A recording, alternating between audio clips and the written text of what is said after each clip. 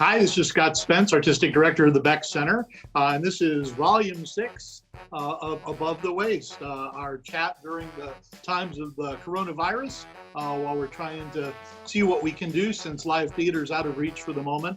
So we've been doing a series of chats with Beck Center alums who have gone on to make some mark in their professions. And today I'm very excited to introduce a gentleman named Warren Egypt Franklin. And welcome to the video blog, Warren. Thank you for having me. I'm so happy to be here. Oh, I'm so glad. Hey, I never even asked you, is Egypt your given middle name, or is that something you've come up with along the way? It's actually my first. That's your first name? Uh-huh. It's just That's one whole cool. thing. Mm-hmm. Any particular reason why that happened with your family?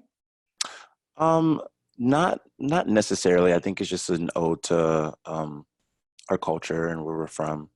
That's Yeah. very cool. I love it. Yeah. So the first thing I always ask is, obviously this thing hit us now about 9 weeks ago. And so tell us just real quickly, what project were you interrupted in? And I think I know, and we're going to be doubling back on that later. Yeah. I was currently on the national tour of Hamilton, the musical. We were in Toronto, Canada, when all of this madness took place. And it was crazy. We were getting ready for a Saturday matinee. We came into work and they called us in an hour early before our regular call time. And we had been, seeing that Broadway we were one of the last shows that were running because we were in a different country. So when we got called an hour early, I think we all kind of knew what was about to ensue. Yeah. So you didn't get to go on that day. They called you in and said, we're not even doing the matinee? Yeah, no, we didn't even do the matinee, which was a little sad because there were people already lined up outside who had really been hoping for the show because we had only played about 4.5 weeks of our 14-week run in Toronto. So, okay. Yeah, no, there's no sense of closure when that happens. So when they told you initially, were they saying, hey, we think we're going to take a couple-week pause, or did they even give you any specifics at that exact time? They didn't give us a specific set time per se, but they just told us, everything that was happening, the precautions that we were taking to stay safe and to try to stay as planted as possible, like just staying in Toronto because things were just very different and government and health-wise much more controlled than here in the US. And that's why I had stayed there for so long before I had came over. But we knew that it was a serious thing if it was shutting us down, but I don't think we quite wrapped our minds around how serious it would be. And mind you, about 2.5 weeks prior, we stopped doing stage door. We stopped signing autographs, taking pictures. We went through an alternate route to get in, and that was really weird for us. But I don't think we ever thought that this would be the outcome of things. Yeah. When you're doing a sit down, obviously a sit down, for those of you who don't know, is, when you're in a city for more than 3 or 4 weeks, you're going to have maybe a 2 or 3 month run. Do they put you up in, still like hotel housing, or do you try and find longer term housing like Airbnbs and stuff like that? Everyone's situation is a little different. My situation, I usually go based off of like what the hotel availability is, and I try to get in how far away it is from the theater, walking distance or driving distance or so. But I had a loft in Toronto that I got through Airbnb for the 3 months. Very nice. Cool. Well, I know you're back in Cleveland for a little while, and I'm sure your family is really glad to have you here during this time. So I'm assuming, just like everything else, Broadway has now pushed it all back, and I'm assuming national tours are going to be the same for a while. So I know that you had a run planned. Well, we're going to talk about this more later, so we'll talk a little bit more about Hamilton. But before we get ahead of ourselves, so start and talk to me. You're a Cleveland native, went to high school here, and then landed at Baldwin, Wallace, one of the premier musical theater schools in the country. And of course, Baldwin Wallace and Beck have a great collaboration. So tell me a little bit about, your training at Baldwin Wallace and, what you've taken from that, and also your connection along the way with Beck Center. Yeah, like you said, I grew up in Cleveland, Ohio. I graduated from Cleveland School of the Arts High School. Um, and I ended up, by the grace of God, at Baldwin Wallace, which was such an amazing school that gave me such amazing professional performance opportunities. Um, so that once I did get out into the real world, nothing really phased me, or I had been experiencing and training with my collegiate training. Nothing we really did at BW was per se collegiate level. It was all very much at an equity professional tier level. And one of the great things, like you said, every year is the Beck Center Baldwin Wallace collaboration. And I remember my freshman year, I auditioned for In the Heights. That was the show that year. It was actually my first show with BW, because my year was like this weird thing where freshmen couldn't do the fall show. So my first show was In the Heights. And Yes, I remember because I directed that fall show. uh-huh, And yeah, that was the only year that freshmen weren't eligible. yeah. Um, so yeah, it was crazy, but I did In the Heights, and then somehow I got lucky enough to do every all four Beck Center shows the year that I was there, which I don't think had happened before. Nope, you hold the Guinness distinction for the only MT to do all 4 years running. The record may stand for a while. Yeah, but and it wasn't something that I like tried to do or sought out to do. It was just kind of like the shows that had lined up were so had catered to my talents and what I did really well, I think. But it was so interesting learning so much because I played a wide array of roles while I was at the Beck Center. At my time at BW, period, but at my time at the Beck Center, some of them were my favorite shows that I wanted to do for so long, and one of them I thought that I would never ever be able to do in my wildest dreams. So I learned so much being able to work there. So yeah. I'm assuming you're referring to your senior show. Yes, I never thought that I would.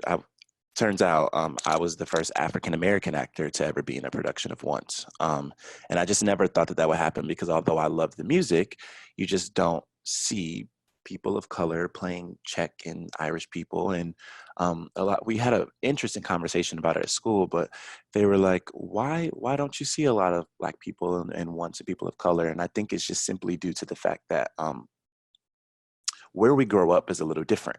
Our training is a little different. And this dates all the way back to elementary schools, and our resources are different, especially if you are in a public school district.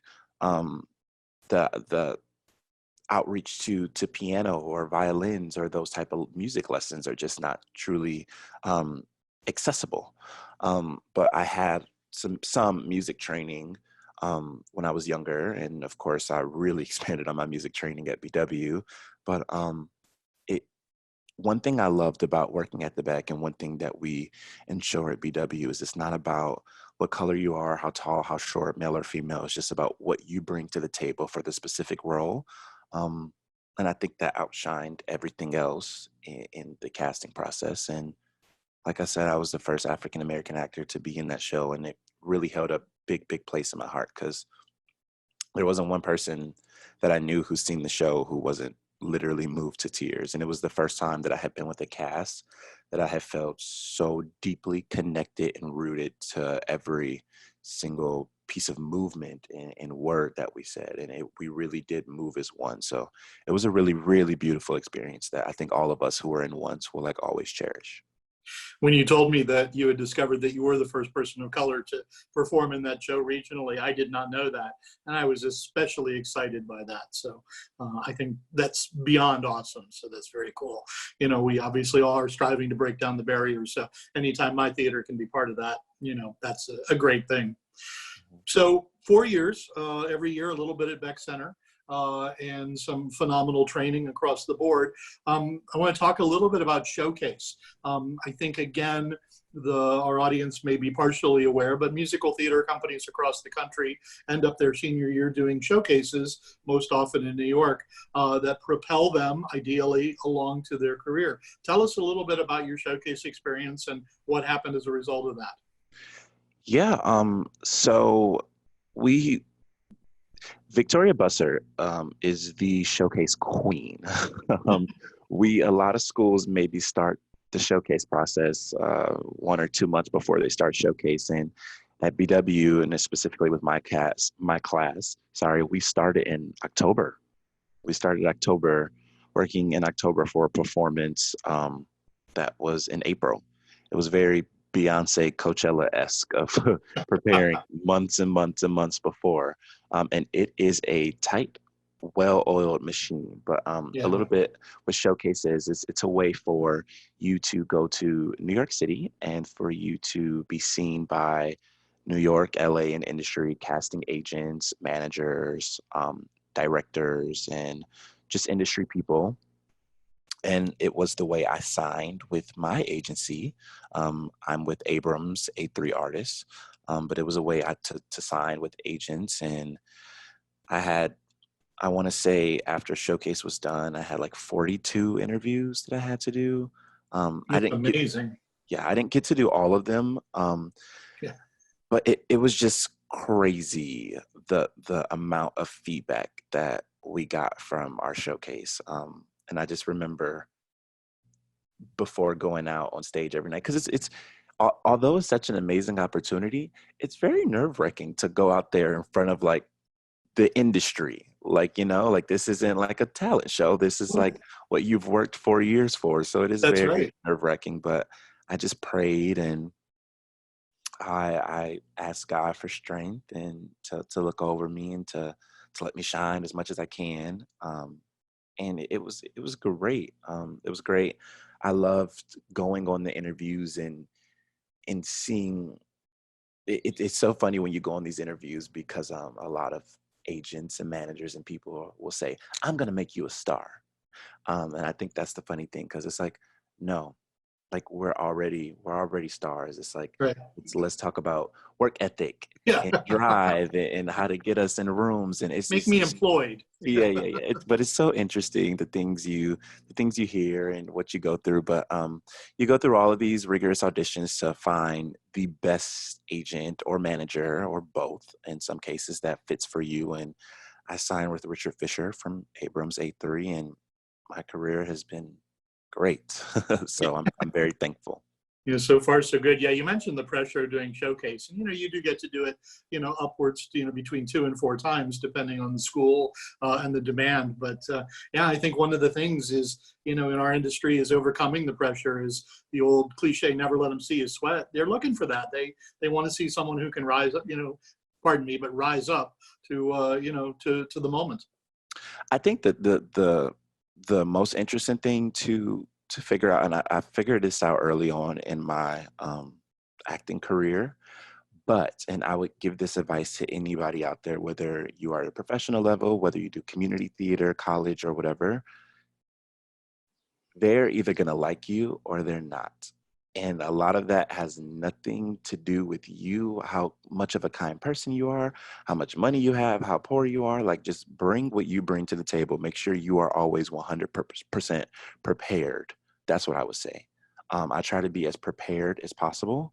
So if anything, I know that in my heart, it never felt back on me not being prepared or what I'm bringing to the table. I'm just like, oh, they just wanted to go in a different direction, or they maybe didn't like me, but it was never about me working and what I brought to the table. And a lot of times it has nothing to do. I've seen and heard from casting directors, amazing people not get cast because they were a little too short and didn't match up with the lead that they had in mind. Like, it's things beyond our control that has nothing to do with us. But as soon as you audition in the room, walk out, you let that go, and you keep moving on. Yeah.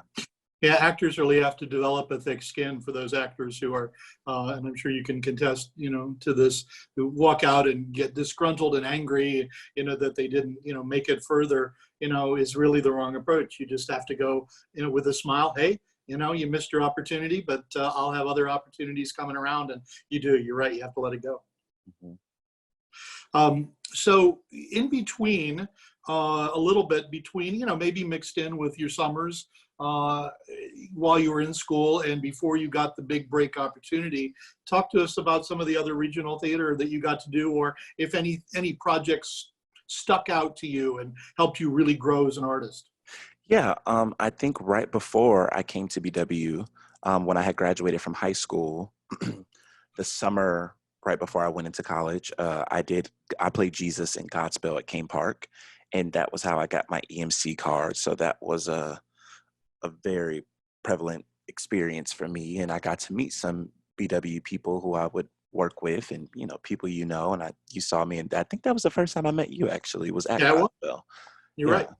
right. But yeah, that was a big show. That same summer, I had worked at Porthouse Theater. I did Hairspray, and I think that was a really turning point because I had got to do 7, 8 shows a week for the first time, and for a summer and for months at a time to see like, okay, how can my body go through this? And I was singing like a high tenor part, so I was like, how can my mind, my body, my voice go through this? So that was a testing ground for me. Um, After my freshman year, I just did like some varied work at different theaters. And then after my sophomore year, I did Festival 56 summer stock, which summer stock is very interesting to do, especially in a place like Princeton, Illinois, where the summer stock was. Yeah. Um, I did because, summer stock ran a summer stock company in Montana, so I can even oh, can one up you there. Yeah, yeah, it's a yeah. It was very weird. It was the whole town was on one street.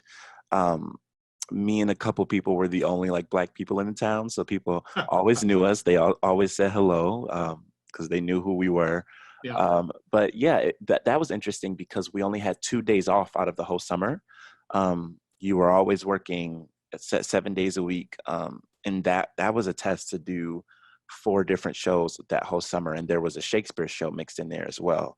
And one of my monologues was like I opened the show with like a 15-minute monologue, and I was like, oh Lord Jesus, because like I do love Shakespeare, and I've been in Shakespeare things before, but they've been like showcases or things. It wasn't a full show, and it definitely wasn't a 15-minute monologue. So I was like, please help me through. But actually, that show for the summer had ended up being my favorite show, and that whatever musical or play we did, the Shakespeare show ran the course of the whole summer, so it was like coming back home to it. And I love that. And then the summer before my senior year, I did the Idaho Shakespeare Festival, Great Lakes Theater Festival contract. right.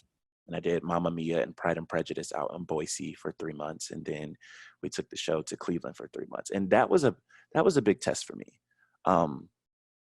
Because we were doing 7, 8 shows a week for not only 6 months consecutively, but I was doing Mamma Mia and Pride and Prejudice and gearing up for my senior year, plus doing a little bit of senior year in Boise, then Cleveland. Plus, I was in music rehearsals for once, Right.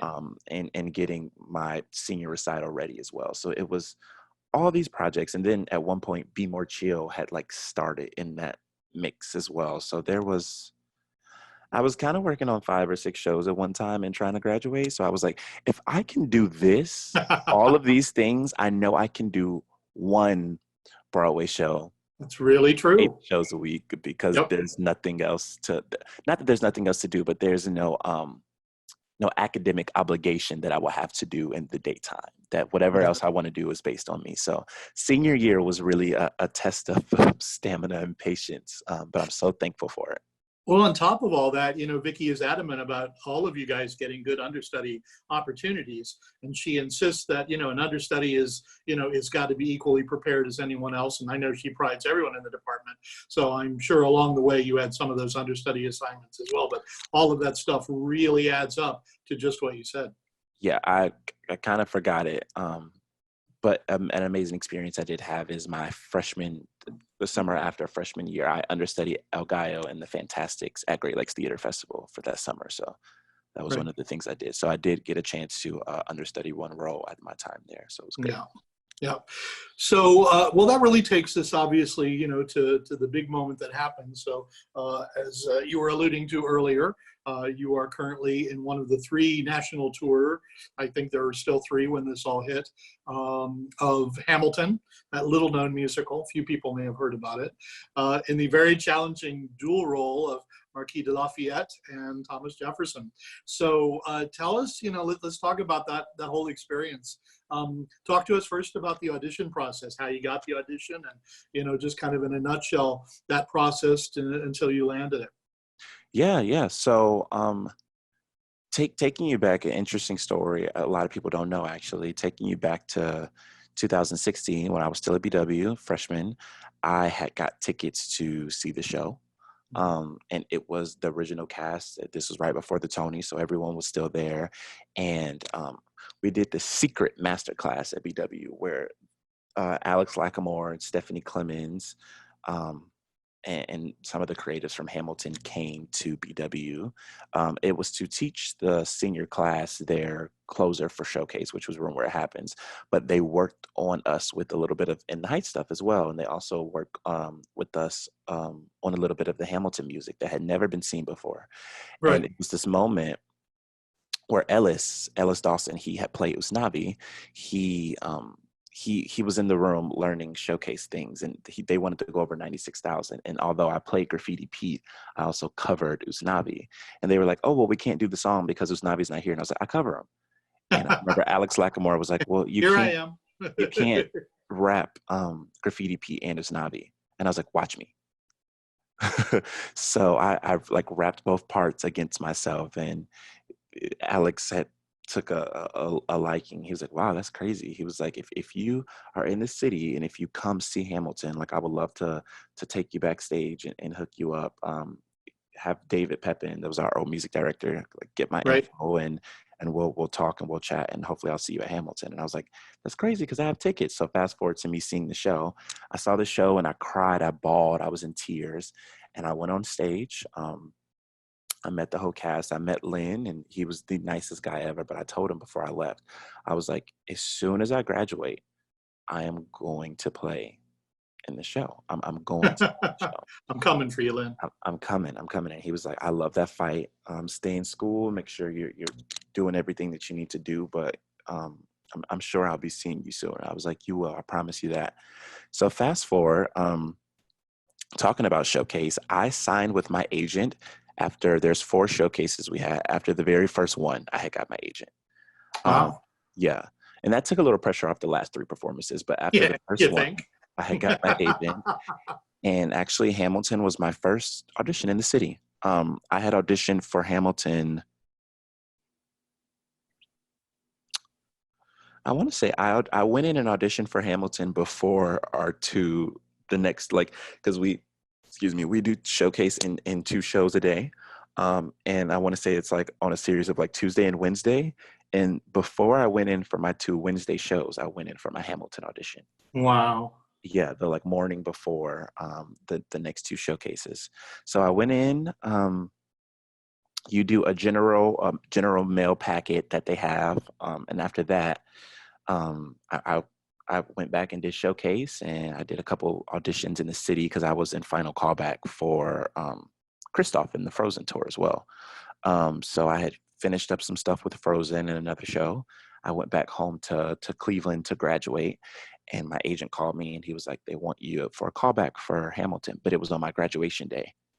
And I was like, "Oh, screw graduation. I don't care. It's just a piece of paper. Like, I don't care. I'll get it in the mail. Like, I want to go to New York. I want to do Hamilton." And he was like, "Warren, go graduate. Hamilton is going to be here. It is fine.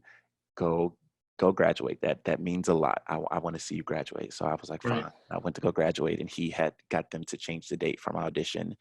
And I want to say I had moved to New York like May 19th, like a couple of weeks after. A couple weeks after my graduation day. And then when I moved to New York, like that next day, I was in for, they called me back for Marquis de Lafayette, Thomas Jefferson, which was my dream role, and Mhm. Aaron Burr. And they don't really tell you the specifics, but you just get these packets. So I did all the packet for Laf Jeff and for Burr. And then immediately after I left that, my agent called me back and was like, "Yeah, they want you for Marquis de Lafayette, Thomas Jefferson for a tour. You need to go in and do the whole Laf Jeff packet for them." And I was like, "Whew!" So this was like the 3rd time I was going in for them, and it was very interesting because the creatives were here now. So Right. before it was just like a couple of Chelsea's casting team, but now the creatives and the people I grew up idolizing are like now here in the room, and they give you notes, and you take the notes right away and see what you can do to implement those notes. But it wasn't really a work session where I felt like, okay, I'm getting this and I have to do that. It was more of like a workshop and something fun. And I think one of the great things about it is they weren't asking me to duplicate what David Diggs did or what James Monroe Iglehart did, and none of these people that all have Tonys and that I all grew up watching who shared Right. the world with me, but they just let me bring to them what I thought the character was, which was really cool. So I did that, and then immediately when I left, I literally didn't even get downstairs yet when my agent called me, and he was like, "Now you just have to dance for them, so you'll go to a dance call tomorrow." Now, although people tell me I'm a good dancer, and I believe to be a good one too, dance calls just freak me out. Like they just Sure. freak me out, and I hate learning choreo on spot and having to do it. I'm more of like I take things home and I master it and come back. So I was already really nervous. But when I walked upstairs to Telsey the next day, um, it said on because they have like a board that tells you which room all the rehearsals are in, and I want to say it was like 4B or something, but it said Hamilton, Warren, Egypt, Franklin. And I was like, that is weird. Like when I got in, I Hmm. was like, why is my name on the board with Hamilton? Like this is a dance call. Why is my name on the board? The And then solo dance call? when I got in, they said, this is just for you. They were like, you were the only person we like really felt confident in and that we liked. So unless you like burn down this place and have two left feet, the role is pretty much yours. So we I don't know if that's the more dance. pressure or less. It was definitely more, but we also because they brought in one of the dance associates, so they were like, we're gonna film this for Andy Blankenbuehler and for Lynn and for Stephanie Clemens, and then we're gonna send the video over to them, and then we'll be back with you. And I was like, okay, so I did it. The guy who taught me literally taught me the combo in like 5 minutes. We did it twice. We filmed it. He was like, okay, bye, and I didn't hear anything for like a week, and I was like, oh no. No, What if no. they went back on their mind? And then like I get into these things where like I'll like self-sabotage in my mind. So I went to the cast online and I looked, and these are older Broadway accomplished actors with credits, whether it be on tours before or Broadway, but no one had like made their debut in this show. They all had credits and I grew up watching them. So I was like, I just think I was a little too young for the cast, which is fine. It's out of my hands. It's whatever. Right. So Right. I didn't give up on it, of course, but I just kind of like I had to get it out of my mind because you will worry yourself crazy if you keep thinking about it. So I kind of let it go. And then I woke up June 17th. It was the night after Broadway Bears. So I had been out with my friends partying. I had like got in the house at like 6:30 in the morning with my friend Alex Newell, and had a crazy night. And then I got a call at 11 and he told me to pack my bags and that I was going on tour and that I had been cast as Marquis de Lafayette and Thomas Jefferson on the national tour. Wow. Now, did you open that tour or did you join that tour? I joined the tour. So Kyle Scatliff, who he's an amazing actor. He's now in To Kill a Mockingbird. He was the original Harpo in the Color Purple revival, and he was also in the original Les Mis revival. He had originated the role, and they had been out on tour for um, two years already, or a year and a half, one of those. But I was the first replacement. Okay. And I was actually the first person for my tour. I was the first like new person. So what Hamilton usually does is everyone's working, everyone's covering everybody. So usually when they move someone up to a role, and not always, but usually when they move someone up to a role, you come in and you'll get moved up because you were already covering that role, or you have been brought in from the Broadway company to come on tour, or this company. But I was the first person on my tour that was completely new to the world of Hamilton. And everyone else was, for the most part, all original company members of my tour. So I was like one of the first new people on the changeover of the tour. So that was really interesting as well to be brought in. And I learned, they all learned the show together at New 42. And I learned it in a rehearsal room in Kansas City by myself. Okay. So it's a very interesting, very, very interesting, intricate process of being thrown into a show, but also a show like Hamilton that's 50 songs is so well oiled. There's no time to stop. There's no time to pause. to learn it by myself, and then to only really get a put in before I debuted in front of 3,000 people is something crazy, but it all came Tell together. us, tell us a little bit about the one put in you got. What elements are there and what elements aren't there? Yeah, so like I said, when I was learning the show, I learned it alone in a rehearsal room with my director and my choreographer, and they would step in and like mock certain parts and play certain parts to help me out. But you really don't get the feel until you're on the stage. So we did a couple of run throughs on the stage with the swings and covers um, before we did the big put in. But that's like with all the lights on, and um, I don't even think we used mics really. Just all the lights on and everyone's just like blocking and doing it for spacing purposes. And then my like big and only like big rehearsal with the whole on stage company was my put in, which was the Thursday before my debut, and I debuted on a Tuesday. So what that put in consists of is we do the whole show. If you are new to the show, you do the show completely in costume. You use all the props, you use everything, but the band is not there. So the lights are working and everything, but the band is not there, and there you're on a click track. So my first time doing Hamilton with the band and everyone in costume and the whole shebang was in front of 3,000 people in Oklahoma City. Wow. So that night, that Tuesday night, and most national tours, when they switch cities, do start on a Tuesday because they need Monday as the load in. So how was that experience? Were your nerves running high? Were you running on pure adrenaline? Were you just beyond excited to jump in? It it was it was the most surreal, craziest experience of my life because I had prayed for this moment. I prayed for this moment, and to be to be in any show and what we do is a feat and something amazing because it's so hard. The casting pools are so hard, and everyone's talented.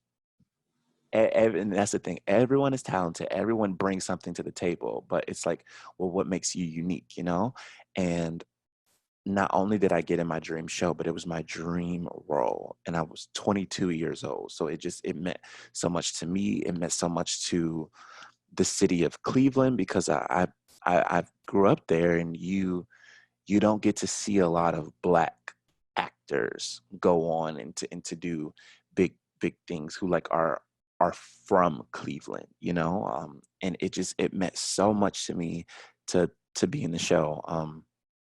And it was really weird. I remember everything, and I also forgot everything at the same time. Like it was like the show started, dun, dun, dun, dun, dun, dun, and then it like ended. It was just like all a flash, and which is crazy Wow. because it's a 3-hour show. But all the words came out, all the choreo came out, and everything was Okay. there. I was just like, say all the words, hit all the marks, do everything you need to do. But my family was in the house; they were there for me, and then the sweetest trick surprise from Victoria Buster. She came and saw me and surprised me, which was so sweet because I had no clue. And her husband Dale had just texted me right before curtain and was like, "We wish we could be there to support you, but we can't. Break legs. We're so proud of you." And then for her to actually end up there was amazing. But I felt really loved that day, Yeah. and I felt like I had. A lot of times I'm very, very critical, as you know, and as anyone who works with me. Anytime I do something, whether people think it's perfect or not, I go back and I record myself a lot because I go back to the drawing board and I'm like, that could be better. That could be better. I don't like that. That needs to and I pick myself apart so meticulously. But for the first time ever in my career, I felt like I did it. I wouldn't change anything. And mind you, there was still work to be done and still Of notes. course. I was new to a show, but I had truly felt 100% proud of myself for the first time. Yeah. So if you know the show, and so many people do, Marquis de Lafayette has a number that he's part of called Guns and Chips, which contains some of the fastest spoken lyrics, I think, of any show on Broadway. Is that something that you had been so familiar with for so long that when it came time to learn it and begin to deliver it, that it was really no big deal? Because, there has to be a sense of automatic pilot with a song like that, and that only comes with preparation. How did you begin to tackle that number? Yeah, I grew up listening to Biggie and Tupac and Jay-Z and Old Dirty Bastard, Wu-Tang Clan. So I was used to super fast, meticulous in the pocket raps, like growing up. Growing up. So when I heard that on the soundtrack, it was really easy to pick apart those lyrics because that's just that's me. That's what I grew up on. You know what I mean? So learn, and it sounds crazy, but like I don't remember learning it. And actually, what's crazy is I think Guns and Ships lyrically, and this is crazy because I say 6.3 words per second in some of my phrases. It's the fastest song in the history of music theater, Yeah. but it's like the easiest one as well. Because there are songs that like there are some really tricky raps in it, but everything in Guns and Ships really flows and it makes sense. But there are some other ones that are like super, super, super tricky, especially with the breathing Yeah. pockets. I don't think people realize how hard it is to not only, of course, sing live theater, but to rap live theater, and the vocal capacity and the pockets that you need to hit and be in is something very, very, very, very crazy. But yeah, I think Guns and Ships is one of the. Yeah, that's a crazy number, but yeah, the answer doesn't surprise me. I had a feeling that, you had that in the pocket, going in, whenever you needed it.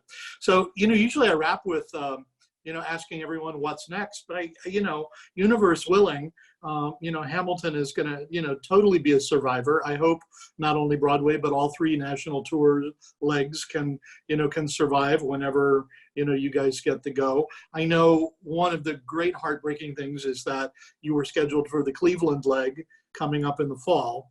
And I know that, we've needed, the city has postponed, well, the tour has postponed past that. So, I'm hoping that it's your leg of the tour, and you that gets to come back to this when the time comes.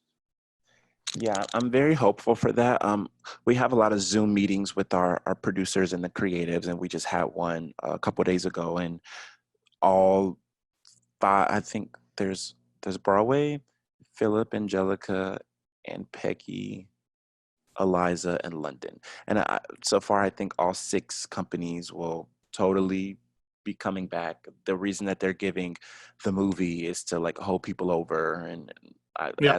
as our head producer will say, whet their appetite so they can come back for more when the shows come back. But and I can't say that it will be our tour that will come back to Cleveland. Of Everyone course. knows how much I love Cleveland, how much I want to be here. So I think that that's something that they're keeping in mind. But I think it's really going to be based off of, okay, who's getting what? Because now we're like, some people are getting cities.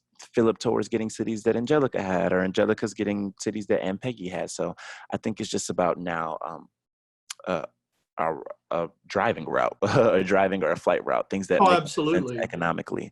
But whether I get Cleveland or not, and I would hope to, I just hope that I can inspire the little brown girls in Cleveland and the little black boys that are in the Glenville area. Like I just want them to know that you can do this, and I really do hope to come back. But if not, whatever tour you get of Hamilton, it will be special just because this show is so special, and they cast some of the best, unique, most hardworking people I've ever met in the show. So, but all companies will be back, and that's one thing that I'm so thankful for being in Hamilton, because so many shows are closing, and Hamilton is in such a great financial position where Sure. not only are they not laying off actors, they're helping actors financially with things. So I'm so grateful to be with Hamilton and with Baseline during this time, because I know so many people are losing jobs, and this is a crazy time for actors, because the stage that's our source of income. It's not a play thing for us. That is our source of income. So I'm also just praying for anyone out there who is struggling for this or has been affected from this, but know that stay strong together and we will get through this. Well, Warren, I can tell you've already been an inspiration. So, so that check mark is there. And I will count myself fortunate if in my second time seeing Hamilton, that you're part of that cast wherever it might be. I sure hope it's Cleveland. I was lucky enough to see the original cast as well from the second row, and it is indelible. But I look forward to a new marquee Jefferson experience when I finally get to see you do it. Fingers crossed. Absolutely. Thank you so much, Warren. It's been a privilege, and thank you for spending some time with us today. Thank you so much for having me. No problem. So thanks, everybody. Hopefully we'll have another guest next week. Remember, the not-for-profit arts are hurting as much as anyone else right now. We can always use your support. That's why we're here. You can check us out on our website, www.beckcenter.org, and perhaps make a donation if you see so fit. That would be a wonderful thing. Until next time, Scott Spence, Artistic Director of the Beck Center with Above the Waist. Thanks, everyone.